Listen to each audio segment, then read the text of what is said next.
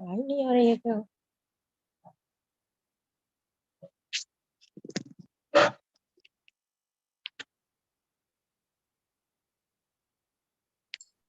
हरे कृष्ण।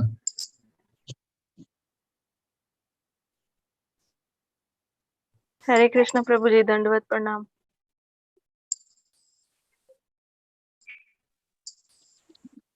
हरे कृष्ण प्रभु जी, दंडवत प्रणाम। हरे कृष्ण।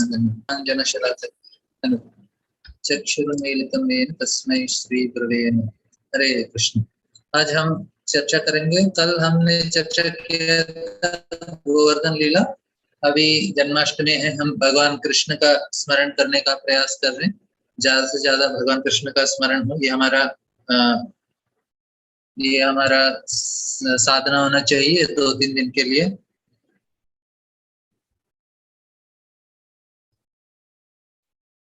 और ये हम इसलिए ध्यान करने का प्रयास करेंगे ज्यादा से ज्यादा। तो आज कल हमने देखा कि किस प्रकार से भगवान इंद्र का एक तरह से उनका रक्षा है, क्योंकि जब हमारे अंदर गर्व बढ़ जाता है तो भगवान उसको चूर चूर करने के लिए वो अपने प्रयास करते हैं। गर्व से हम भगवान से दूर हो जाते हैं, तो भगवान चाहते हैं कि हमसे दूर ना हो, इसलिए वो हमको मदद करते हैं ताकि हम भगवान के ज्यादा से ज्यादा नजदीक करीब रहें। इसलिए भगवान उसका भी तैयारी करते हैं, स्पेशली अपने भक्तों का और भी ज्यादा ख्याल करते हैं। अभी इंद्र ने बहुत बड़ा अपराध किया है। उन्होंने ब्रजवासियों को मारने का प्रयास किया, पूरा वृंदावन को नाश करने का प्रयास किया है। हालांकि किसी असुर ने भी इतना बड़ा प्रयास नहीं किया हो। कंस ने भी पूरा वृंदावन को मारने का इतना ज्यादा प्लान नहीं किया जितना इंद्र ने किया। कंस ने सोचा ठीक है मैं कृष्ण को मारूंगा, वो अलग अलग असुर को भेज रहे थे कृष्ण को मारने के लिए, लेकिन इधर देखा कि हम लोग देख रहे हैं कि कम इंद्र ने पूरा वृंदावन को डुबा के और गायों के साथ डुबा के मारने का प्रयास किया। ये इंद्र का गलत, इसका बहुत बड़ा अपराध था। इसलिए भगवान क्यों हुआ, क्योंकि इंद्र गर्व किया। हालांकि वो भी भक्त है और उनका जो भी पोस्ट मिला, इतना बड़ा पोस्ट है इंद्र का, वो पोस्ट कैसे मिला उनको? भगवान की कृपा से मिला उनको। फिर भी कभी कभी क्या होता है कि हम लोग ये कुछ चीज भूल जाते हैं। जब हम लोग भगवान का सेवा करते समय हम लोग कुछ गर्वित हो जाते हैं, या हम सोचते हैं उनका कृपा, हम उसके ऊपर ध्यान नहीं करते, तो उसकी वजह से हमको बहुत तकलीफ होता है। तो इसी प्रकार से इंद्र का भी ऐसा हुआ। और दूसरा चीज इन गोवर्धन लीला से भगवान बताना क्या चाहते हैं कि हमको देवताओं का सेवा करने का जरूरत नहीं है। हम लोग भगवान कृष्ण का सेवा करेंगे और उनको पूजा अर्चना अलग से करने का जरूरत नहीं है।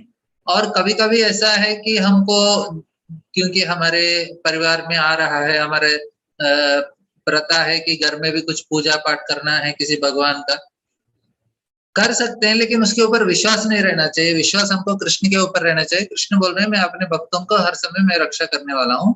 और हम इस विषय के ऊपर पूरा हमको श्रद्धा होनी चाहिए कि हमारा हमारे लिए कृष्ण है और बस कृष्ण ही, और किसी के पास जाने का जरूरत नहीं है। जो भी अभी कोई यंत्र या तांत्रिक के पास जाते हैं, कोई और के पास जाते हैं, ये सारा चीज जरूरत नहीं है। हमको सिर्फ सिर्फ और सिर्फ कृष्ण का ही मदद लेना चाहिए। और जो हमारे लिए अच्छा है भगवान देखेंगे, और जो हमारे लिए बहुत बुरा है उस सब भगवान उससे हमको रक्षा करेंगे। तो इस चीज को हमको विश्वास रख के आगे बढ़ना चाहिए। तो ये दो चीज भगवान सिखा रहे हैं। तो हमको इस जन्माष्टमी से इस चीज के लिए ध्यान करना चाहिए। भगवान, मेरा जो श्रद्धा है किसी और के प्रति, सिर्फ श्रद्धा आपके प्रति होना चाहिए और किसी के प्रति नहीं होना चाहिए। इस प्रकार से हम जन्माष्टमी को भगवान से प्रार्थना कर सकते हैं। और ये भी प्रार्थना कर सकते हैं कि मुझे किसी प्रकार का अहंकार नहीं होना चाहिए। हालांकि इतना आसान नहीं है, लेकिन हम भगवान से प्रार्थना कर सकते हैं ताकि हम कभी भूल ना जाए कि हमारा जो स्थिति हम इस प्रकार से हैं वो भगवान कृष्ण का कृपा से ही है। और कब भगवान का कृपा हमसे हट जाएगा तो हमको फिर इस प्रकार से अलग अलग अपराध करेंगे और भगवान से दूर हो जाएंगे। और हमने देखा कालिया का भी इस प्रकार से, वो भी बहुत ही गर्वित हो गया था, इसलिए उसने भी अपराध किया। उसने ब्रजवासियों को जान से मारने का प्रयास किया, क्योंकि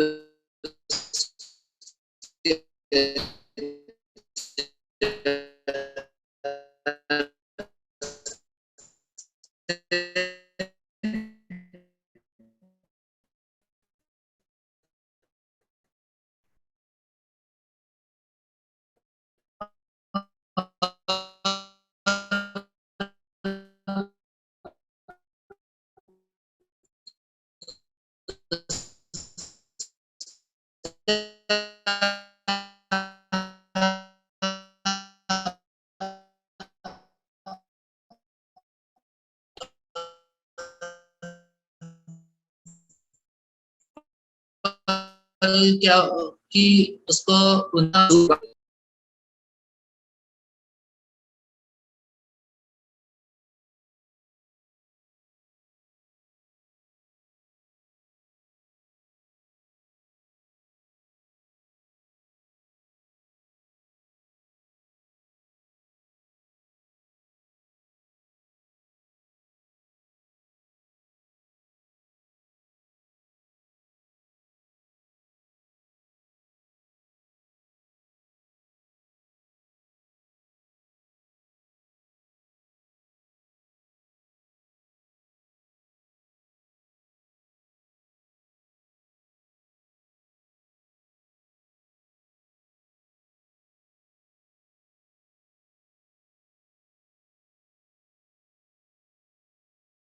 अपराध करते हैं।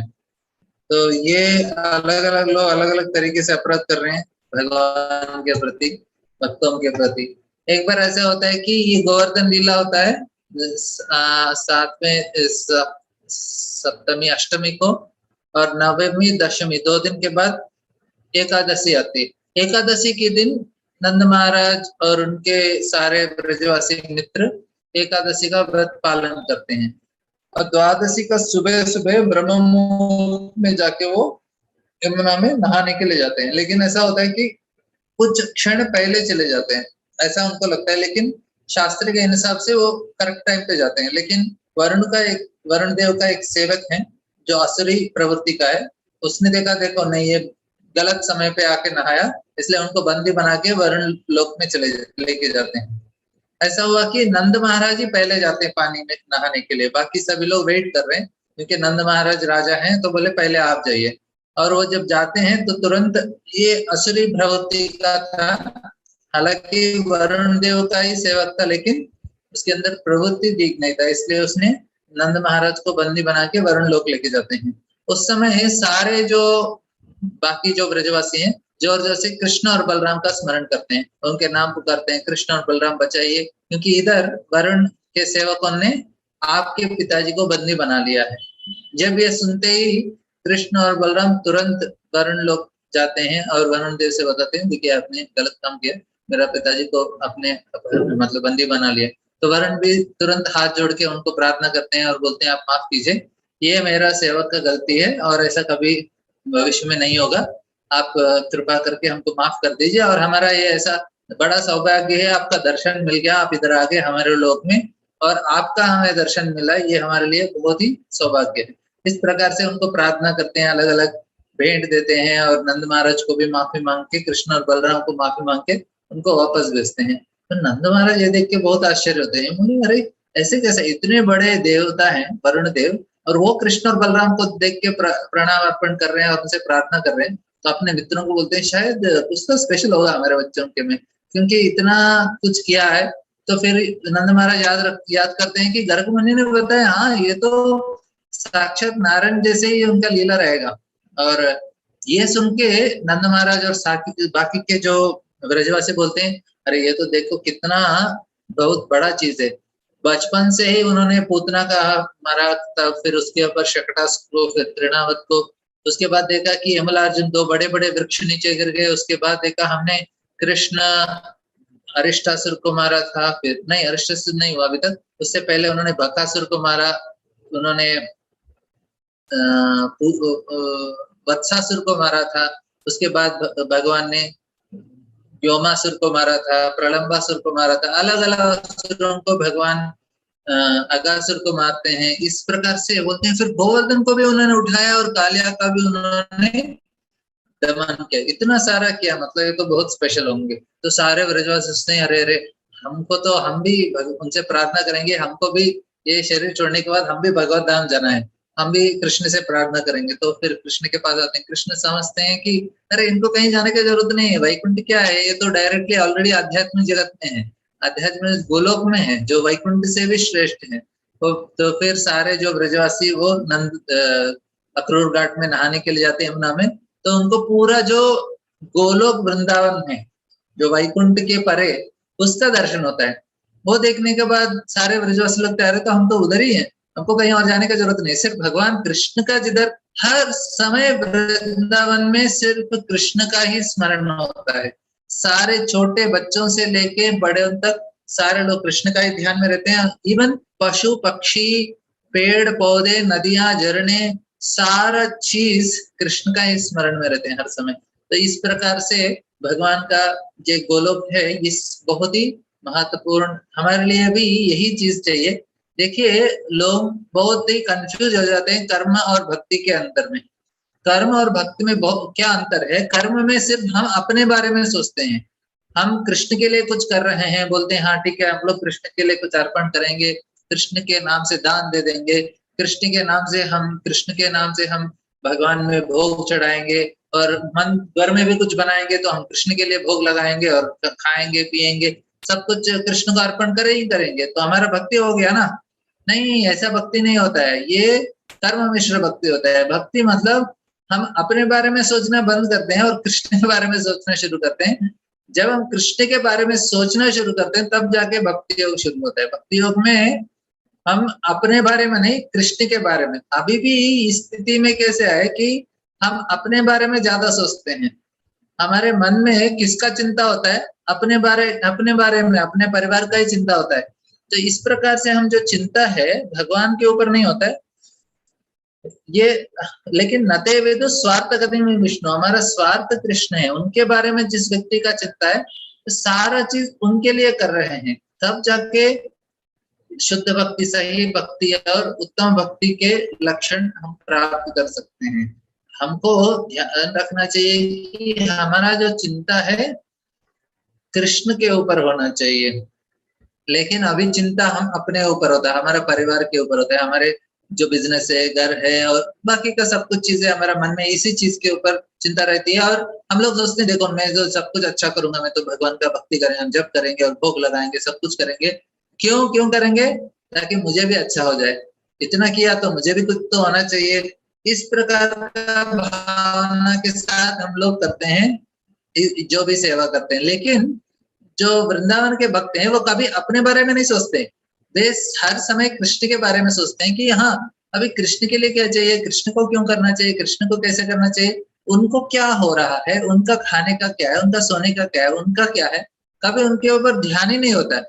वो कर रहे हैं अपने लिए, वो ऐसे मैकेनिकली करते हैं, सुबह उठ के हाथ हम अपने आप को नहाना है, धोना है, करना है, लेकिन उसमें अपने बारे में चिंता नहीं है, ऐसा मैकेनिकल हो जाता है। लेकिन चिंता अभी बेस्ट एग्जांपल हमको इधर समझने के लिए कैसा होता है, अभी किसी को माँ के लिए बहुत छोटे छोटे बच्चे हैं कुछ महीने के, हर समय माँ का चिंता वो बच्चों के ऊपर ही रहता है। हर समय उनका चिंता उसका कब उठाना, कब सोएगा, कब क्या करना है, कब दूध पिलाना है, कब करना है। हर समय माँ अपने बारे में भी कुछ नहीं सोचती, सुबह उठते सोते दिन 2 बजे 3 बजे रात को भी उठ के बच्चों को सेवा करने लगती है। मैं ट्रेन में कभी कभी जाते हूँ, देखता हूँ कि वो सो रहे हैं और इतने भारी बर्थ में माता जी सोते हैं और ट्रेन में इतना बर्थ में और छोटा बच्चा बाजू में। मैं सोचा अरे ये माता जी थोड़ा ऐसा पलटी मार दिया तो बच्चा तो दब जाएगा। लेकिन कभी होता नहीं है क्योंकि उसको हर समय उसका मन में यही चिंता है कि मेरा बच्चा है। तो इतना मतलब कोई ऐसा नींद में तो पलटी मार देते लेकिन होता नहीं है, छोटे बच्चे को बाजू में बिठा के सो जाते हैं।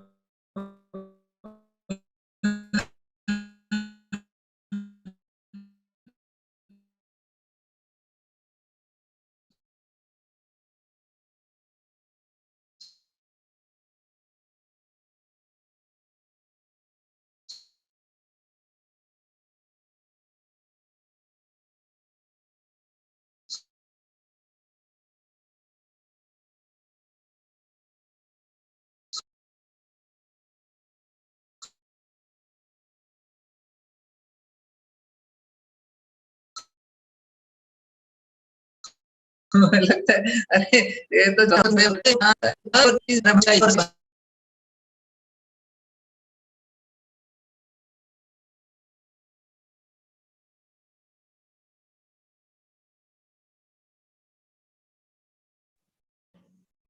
प्रभु जी आवाज नहीं आ रही।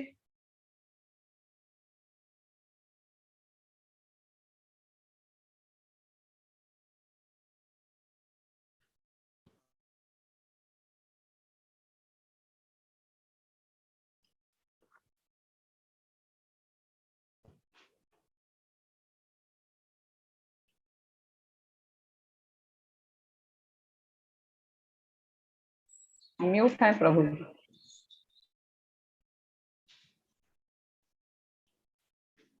से उनको बोला ठीक है। तो मैंने अभी ठीक है, तो हम लोग इधर इस ये भक्ति है। भक्ति का लक्षण है कि हम लोग हर समय हैं। ये बहुत महत्वपूर्ण चीज है कि भक्ति इस प्रकार से किया जाता है। इसको समाधि स्थिति बोलते हैं। समाधि मतलब कोई बोलते हैं अरे ये वहां बहुत पहुंचे हुए योगी हैं, समाधि में चले गए। वो समाधि में जाना है, लेकिन उससे भी बड़ा समाधि क्या है? हर समय कृष्ण का चिंता करना। यशोदा माई हर समय कृष्ण का,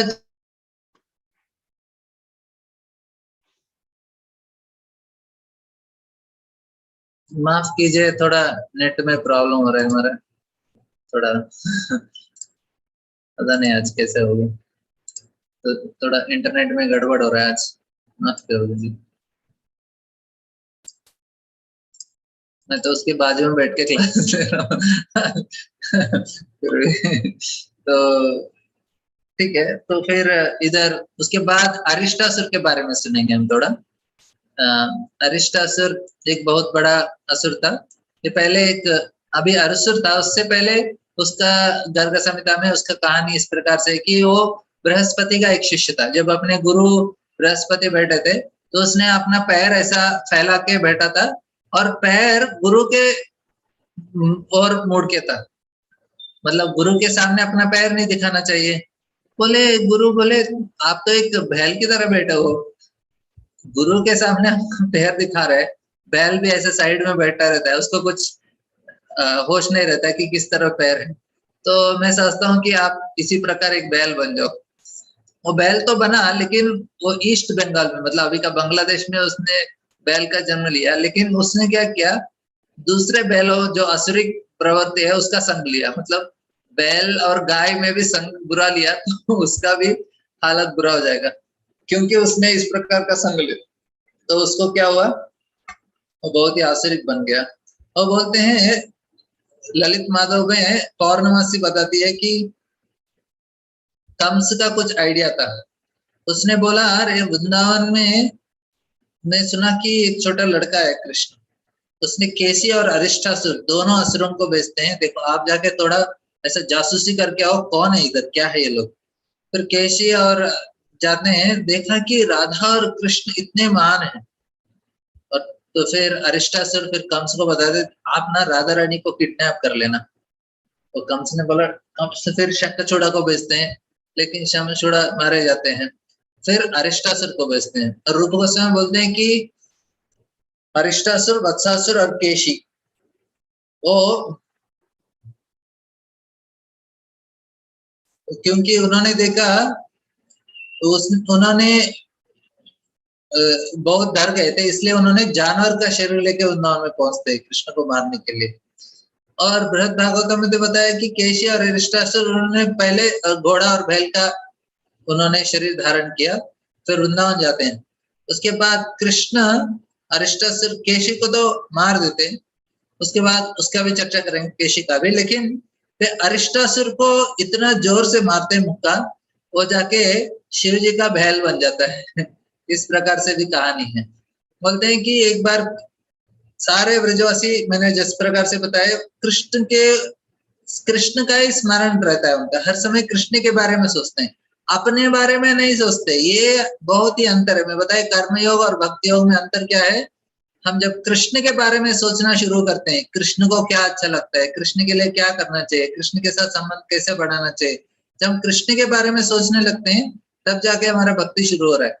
तो फिर इधर देखा कि वृंदावन में सारे लोग कृष्ण में ही लीन है और कृष्ण का स्मरण चल रहा है उनका। और ये भौतिक दुनिया में क्यों दूषित है कि वृंदावन में भी असुर आते हैं। वृंदावन का जो अच्छा शांतिपूर्ण माहौल है उसको भी डिस्टर्ब करने के लिए असुर आ जाते हैं। ये अंतर है। वृंदावन, भौतिक दुनिया में कुछ भी अच्छा नहीं हो सकता है, इवन वृंदावन में भी हालांकि भगवान है उधर बचाने के लिए, फिर भी उधर भी डिस्टर्बेंस रहता है। इतने इतने बड़े बड़े असुर आते हैं, हर समय टेंशन रहता है ब्रजवासियों को। टेंशन किसके लिए रहता है? कृष्ण के लिए टेंशन रहता है। कृष्ण को कुछ नहीं होना चाहिए, कृष्ण को कुछ नहीं, अपने बारे में नहीं सोचते। जब कुछ भी असुर हुआ, कुछ भी आया, हालांकि वो कृष्ण से प्रार्थना करते हैं, लेकिन फिर भी कृष्ण के बारे में सोचते हैं हर समय। और जब अरिष्टासुर आया, इतना बड़ा विशाल काय भैल बन के आया, और वो जमीन को ऐसा ऐसा खोद रहा था, इतना जोर से चिल्ला रहा था, बोलते हैं कि सारे ऐसा, वो जब इतना जोर जोर से उछल रहा था तो पूरा ऐसा धरती हिल रहा है, भूकंप के जैसा। और बताते हैं कि इतना जोर से चिल्लाया कि ब्रजवासी इतने सारे डर गए उधर, कौन है ये। और कृष्ण जब अरिष्टासुर को देखा तो अपने फ्रेंड के कंधे के ऊपर हाथ रख के वैसे ही उसको देख के ऐसे हंस रहे थे। अरिष्टासुर को इतना गुस्सा है, मैं इतना विशाल काय, ऐसे आकाश को छूने वाला, बादलों को छूने जितना मेरा विशाल काय शरीर है, इतना बड़ा शरीर होने के बाद भी ये छोटा बच्चा मुझे देख के डर ही नहीं रहा है। ये एक्चुअली बहुत ही इंपॉर्टेंट चीज है कि कृष्ण अपना रूप को बदलते नहीं है वृंदावन में, ऐसे ही छोटे रहते हैं, हर समय इसी प्रकार का भाव में रहते हैं। इसको देख के असुर पूरे भ्रमित हो जाते हैं, बोलते हैं अरे इतना छोटा बच्चा है, हम क्यों डरने का, और आते हैं उनको मारने के लिए, लेकिन हताश हो जाते हैं क्योंकि छोटे दिखते हैं कृष्ण, लेकिन उनका शक्ति का कुछ सीमा नहीं है, क्योंकि अनंत कोटि ब्रह्मांड उनसे आते हैं, तो उनका शक्ति का कहाँ कोई लिमिट है। लेकिन क्योंकि दिखने में ऐसे छोटे हैं, तो सारे जो असुर हैं वो थोड़े भ्रमित हो जाते हैं, धोखा खा देते हैं कि छोटा बच्चा है, हम लोग मार देंगे। और इतना जोर से दौड़ दौड़ के आता है, कृष्ण उसके दोनों ऐसे हाथ को पकड़ के जोर से फेंक देते हैं। दूर गिरने के बाद अरिष्टासुर को फिर और गुस्सा आता है, बोलता है अरे ऐसे कैसे फेंक दिया। फिर जाता है, उसको अभी भी समझा नहीं कि मरने वाला है। लेकिन एक बहुत महत्वपूर्ण चीज है, जिन असुरों को कृष्ण ने मारा, सारे असुरों को मुक्ति प्राप्त होता है। कुछ सायुज्य मुक्ति, ब्रह्म ज्योति में लीन हो जाते हैं, कुछ लोग को सारूप्य, कृष्ण के लोक में प्रवेश करने का मौका मिलता है। ऐसे केशी जैसे भी असुरों को तो उनका दात्री का मतलब नर्स का भी पोस्ट दे देते हैं कृष्ण। हालांकि भगवान किसी को भी ऐसा, विष्णु के रूप में भगवान ने किसी असुर को मारा था, उन सारे असुरों को उनका सद्गति होता है, लेकिन मुक्ति प्राप्त नहीं होने का गारंटी नहीं है। अभी जब हिरण्याक्ष और हिरण्यकशिपु वराह और नरसिंहदेव मारते हैं, उनका मुक्ति प्राप्त नहीं हो, हालांकि उनके सारे जो कर्म है उनसे उनका छुटकारा प्राप्त होता है, लेकिन फिर से हिरण्यकशिपु रावण के रूप में जन्म लेते हैं। हालांकि हिरण्यकशिपु से भी उनको ऐश्वर्य और धन दौलत और अच्छा होता है, इस प्रकार से उनका जन्म रावण के रूप में होता है। और रावण के बाद जब राम जी भी किसी का संहार करते हैं, उनका भी उद्धार नहीं होता पूरी तरह से, मतलब मुक्ति दे नहीं पाते। सिर्फ और सिर्फ मतलब राम और नरसिंहदेव मुक्ति देते हैं भक्तों को, लेकिन असुरों को नहीं देते। कृष्ण असुरों को भी मुक्ति दे देते हैं। अभी कृष्ण के ने किसी को मारा, शिशुपाल को मारा, तुरंत उनका जो आत्मा ऐसा हवा में जाता है और कृष्ण में लीन हो जाता है, मतलब ब्रह्म में लीन होता है।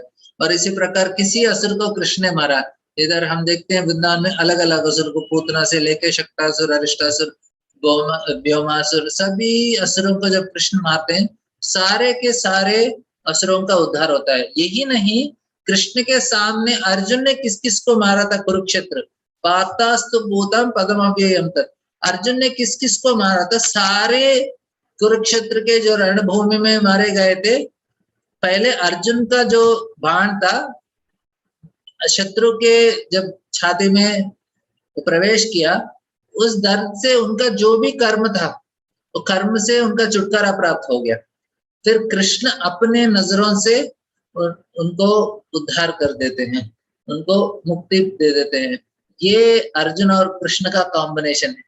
जिस जिस सैनिक को अर्जुन ने मारा, सारे लोगों को कृष्ण के सामने जब मारा, सारे लोगों का उद्धार हो गया। ये भगवान कृष्ण का बहुत बड़ा स्पेशलिटी है, जो दूसरे भगवान के अवतारों में नहीं है। हालांकि वे भी परावस्थ है, स्वयं भगवान ही है, वराह देव, नरसिंह देव या भगवान राम जी, उनका शक्ति में कुछ कमी नहीं है। लेकिन एक स्पेशलिटी कृष्ण में है कि वे किसी को भी वध करते हैं, उनका संहार करते हैं, तो उनको मुक्ति देते थे। मुक्ति और उस ऊंचा। हालांकि किसी असुर को विष्णु ने भी मारा, कृष्ण अलग अलग रूपों में, अलग अलग अवतारों में, उनका उनका उनका तो गति तो बढ़ता है, लेकिन मुक्ति तक नहीं पहुंच सकते।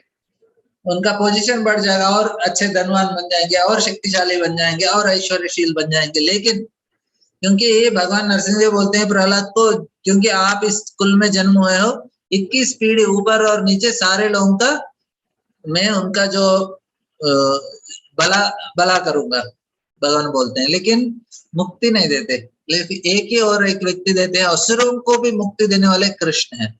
कृष्ण का नाम भी इतना शक्तिशाली है कि एक बार एक ब्राह्मण नदी में नहा रहे थे और वे भगवान का नाम जप कर रहे थे, और बाहर एक शेर ने उसको देखा और वो वेट कर रहा था, अरे ये तो नदी क्या है, बाहर आएगा तो मैं उसको मैं मार के खा लूंगी। लेकिन वो जब जप कर रहा था तो शेर भी सुनने लगा उस नाम को, भगवान का नाम जप करते शेर ने भी सुना। लेकिन वो वेट कर रहा है कि मैं नदी में जाऊंगा तो मुझे मगरमच्छ खा लेगा।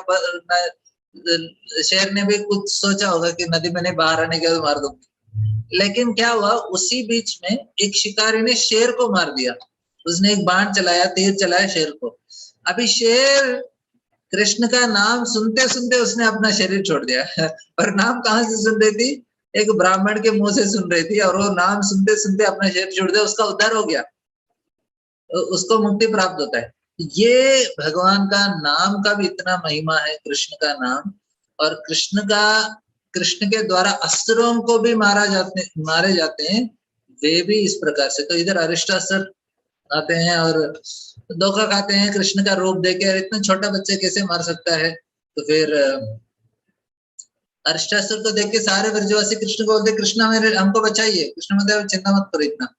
फिर अरिष्टासुर अपना पूंछ उठाता है और ऐसे जमीन को खोदते खोदते जोर से कृष्ण के ऊपर प्रहार करते हैं। कृष्ण बहुत ही आसानी से उसको उठाते हैं उनके हाथ से और घुमा घुमा के फेंक देते हैं। फिर अरिष्टासुर फिर से आता है, फिर 2-3 बार करते हैं। कृष्ण इतना जोर से फेंकते हैं कि फिर उसका गुस्सा और उसका शक्ति इतना ज्यादा था और इतना जोर जोर से वो सांस लेके दौड़ते दौड़ते आया। कृष्ण बहुत ही आसानी से अरिष्टासुर को घुमा घुमा के, उसको घुमा घुमाते उसका जान चला जाता है और मल मूत्र विसर्जन करके वो अपना शरीर छोड़ देता है। इस प्रकार से भी कहानी है। और सारे ब्रजवासी बहुत खुश हो जाते हैं, अरे कृष्ण आपने इतना अच्छा काम किया, इस असुर को आपने संहार कर दिया, इसको उद्धार कर दिया। और बोलते हैं कि इससे क्या सीखना चाहिए। कुछ लोग जो बहुत ही क्या बोलते हैं, हृदय दौर्बल्य, किसका हार्ट बहुत वीक है, वे लोग अपने जो नियमों को वो पालन नहीं कर पाते, और फिर क्या होता है, उनका आसक्ति बहुत बढ़ जाता है और वे अपने आत्मा को साक्षात्कार नहीं कर पाते।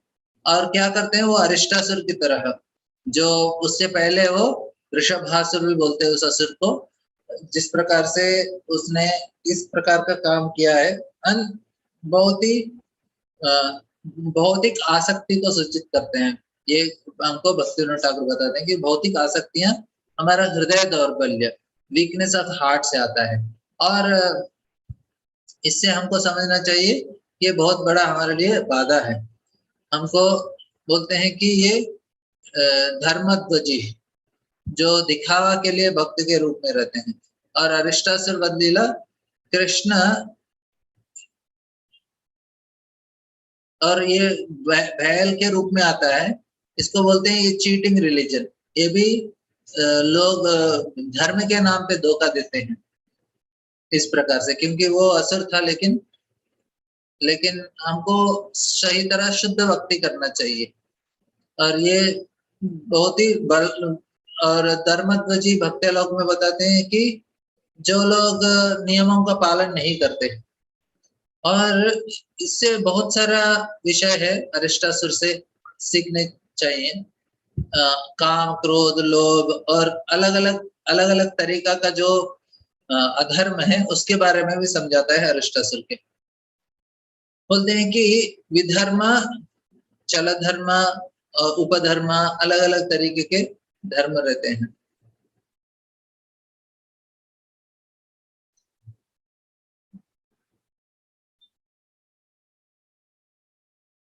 इधर छल धर्म, चीटिंग रिलीजन। और इसके बाद ये अरिष्टासुर का लीला बहुत ही इंपॉर्टेंट है, क्योंकि इससे हमको राधा कुंड का स्टोरी भी आता है इसी के संबंध में। क्योंकि जब अरिष्टासुर को मारने के बाद बोलते हैं कि पुराण में दिया गया है, गोपियां कृष्ण को बोलते हैं अरे तुम हमको छूनेगा नहीं अभी, क्योंकि तुमने ना गाय को मारा, बैल को मारा, अभी तुम अपवित्र हो गए। बोलते हैं कृष्ण बोलते अरे ये तो असुर है, मैंने वृषभासुर अरिष्टासुर को मारा था। बोलते ऐसा कुछ नहीं है, वो तो इंद्र है। बोलते हैं कि इंद्र ने जिस प्रकार से तपस्या किया वृत्रासुर को मारने के बाद, तुमको भी इसी प्रकार से करना पड़ेगा, क्योंकि तुमने बहुत बड़ा अपराध किया है। आपको सारे तीनों लोकों में, सारे तीर्थ स्थानों में जाके नहा के जब आएंगे तब जाके आप शुद्ध हो सकते हैं। कृष्ण बोलते हैं लेकिन मैं इतना तीनों लोग कैसे घूमूंगा, मैं क्या करूंगा, सारे तीनों लोगों के सारे तीर्थ स्थान है, उनको सभी को इधर बुलाऊंगा, तो आप देखते रहना। तो कृष्ण ने अपना, बोलते हैं कि अपने पैर से नीचे जमीन में ऐसे जोर से मारते हैं, उधर एक छेद बनता है। फिर उसके बाद भोगवती पाताल लोक से पहने ऊपर आता है पहले, क्योंकि जो गंगा है वो स्वर्गलोक में उनको अलकनंदा बोलते हैं, और इधर भगीरथी पृथ्वी में, और नीचे भोगवती। तो नीचे से भोगवती पहले आती है, और उसके बाद भगवान से प्रणाम करते हैं, बोलते हैं हाँ हम, आप हमें आज्ञा दीजिए। कृष्ण बोलते हैं आप थोड़ा इसमें प्रवेश कीजिए, तो उनका पानी उसमें प्रवेश होता है। उस समय सारे जो तीर्थ स्थान है सारे आते हैं कृष्ण के सामने, अपना हाथ जोड़ के राधा कुंड में प्रवेश करते हैं। तो कृष्ण गोपियों फिर उसमें नहा लेते हैं सारे, कृष्ण और उनके फ्रेंड्स, और फिर गोपियों को बोलते हैं कि हाँ देखो आपने अभी असुर का साइड दिया है, आप भी, बोलते हैं क्षीर सागर मिल्क ओशन भी उस राधा कुंड में प्रवेश करते हैं। लोग बोलते हैं सुबह सुबह आप राधा कुंड में देखेंगे तो व्हाइट व्हाइट दिख जाता है, बोलते हैं उस समय क्षीर सागर का पानी ऊपर आता है, इसलिए नहीं आए तो भी हम लोग को पता है राधा कुंड स्पेशल प्लेस है, उधर नहाना चाहिए। और उसके बाद कृष्ण उसमें नहाते हैं, फिर गोपियों को बोलते हैं देखो ये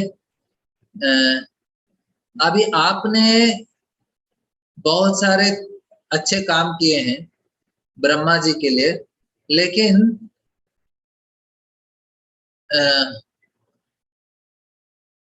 लेकिन आपने असुर का साइड लिया है, कि इसलिए आपके अंदर भी पाप हो गया, आपको भी नहाना पड़ेगा।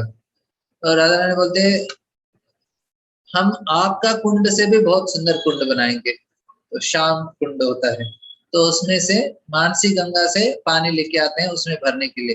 फिर कृष्ण बोलते हैं देखो हमारा श्याम कुंड का पानी भी आना चाहते हैं आपके अंदर। तो सारे तीर्थ स्थान राधा रानी से प्रार्थना करते कि हमें भी आपके कुंड में प्रवेश करने का मौका दीजिए। उसके बाद पहले अपने कंगनों से बनाते, इसलिए वो कंगन कुंड रहता है बीच में। उसके बाद बड़ा जो है वो राधा कुंड है। इस प्रकार से बोलते हैं अनंत गोपियों ने मिलकर इस राधा कुंड को बनाया, फिर कृष्ण भी उसमें नहाते हैं। तो बोलते हैं कि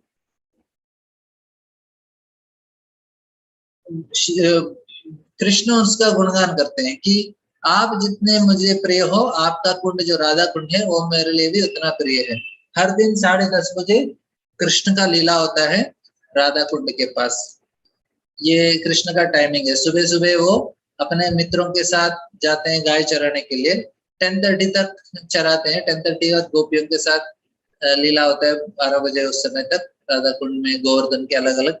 फिर उसके बाद अपने फ्रेंड्स के पास जाते हैं, किसी असुर को मारते हैं, फिर अपना लंच लेते हैं, फिर खेलते रहते हैं। शाम में किसी और असुर को मार के फिर वापस आ जाते हैं।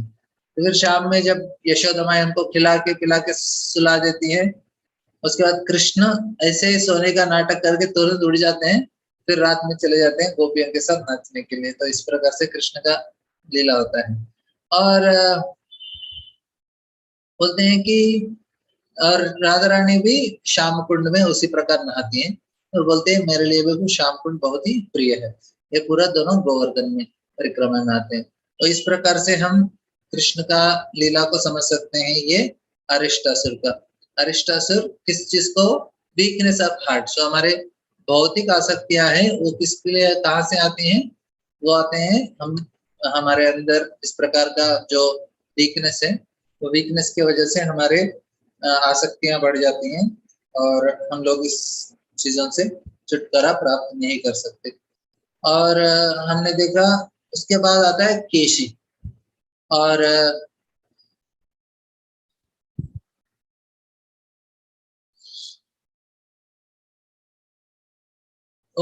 और भी प्रलंबासुर। प्रलंबासुर को हमने देखा बलराम जी ने मारा। और उसके बाद आते हैं शंखचूड़ा। शंखचूड़ा के बारे में केशी और व्योमासुर। व्योमासुर कृष्ण और उनके मित्रों को किडनैप करते हैं।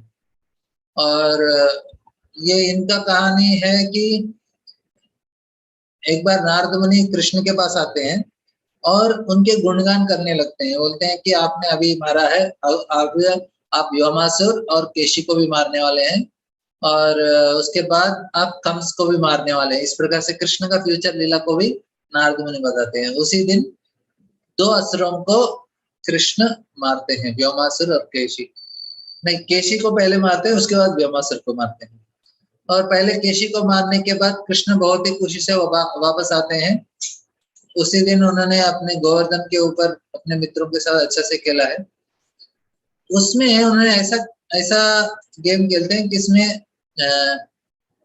हाइड एंड सीक, छुपन छुपाई ऐसा कुछ बोलते हैं। तो इस गेम को खेलते हैं और उसमें वे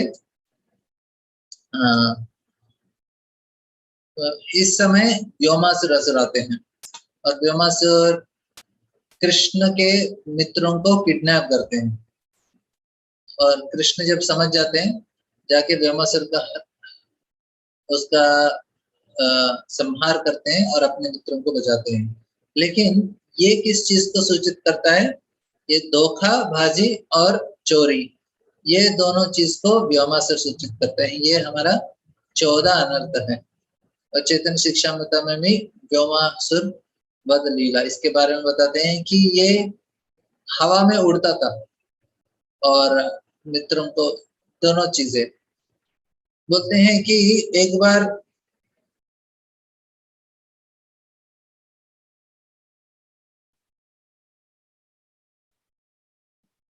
झूठ बोलने का, तो युधिष्ठिर महाराज कभी झूठ ही नहीं बोले थे।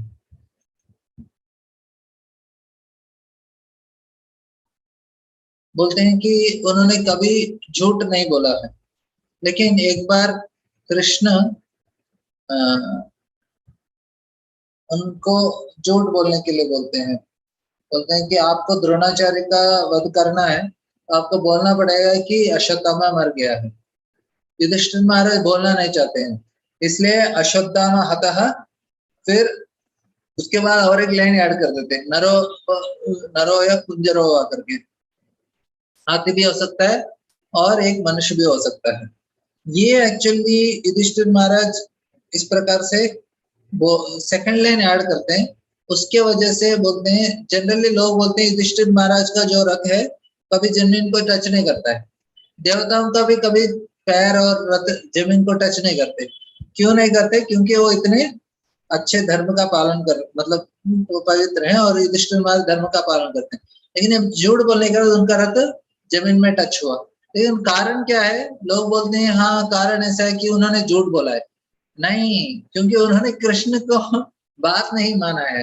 धर्मं तो साक्षात भगवत परिणीता। भगवान जब किसी चीज को बोलते हैं वो सही धर्म है। भगवान ने जो नहीं बोला, आपने नहीं किया, धर्म नहीं हो सकता है। तो इस प्रकार से तो हम लोग और 2 दिन भगवान कृष्ण के ऊपर ध्यान करेंगे, उनसे प्रार्थना करेंगे, अच्छे से जप करेंगे और उसके बाद हम लोग इस प्रकार से हम कृष्ण का जन्माष्टमी मनाने का प्रयास करेंगे।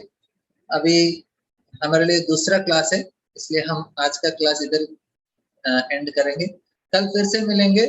कल एक दिन हम लोग फिर से कृष्ण के ऊपर कल नहीं कल कल हमारे लिए अभिषेक है शाम में। कल और परसों 2 दिन जन्माष्टमी है, तो 2 दिन देखेंगे। जन्माष्टमी के दिन सुबह के समय में कुछ समय मिला तो 19 तारीख को जरूर हम लोग कृष्ण का चर्चा कर लेंगे। हरे कृष्णा, बहुत बहुत धन्यवाद आप लोगों का। हरे इसी में कुछ कृष्णा प्रभु प्रश्न? जी, दंडवत प्रणाम। हरे कृष्ण प्रभु जी दंडवत हरे प्रणाम। कृष्णा प्रभु जी, दंडवत प्रणाम। हरे प्रभु जी दंडवत प्रणाम। धन्यवाद। हरे कृष्ण। प्रभु जी 19th सेलिब्रेशंस। हाँ 19। हरे कृष्ण प्रभु जी। हाँ 19 तारीख को हमको उपवास रहना है। हाँ, रात में 12 बजे एकादशी का प्रसाद भी खाना है। हाँ हरे कृष्ण। हरे कृष्ण प्रभु जी। हरे हरे हरे कृष्णा कृष्णा प्रभु प्रभु जी, जी, दंडवत प्रणाम। दंडवत प्रणाम।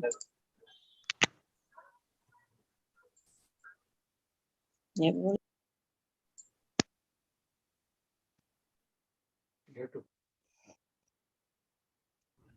इधर नीचे की तरफ। बोल रहा हूँ क्या निकाल के टीवी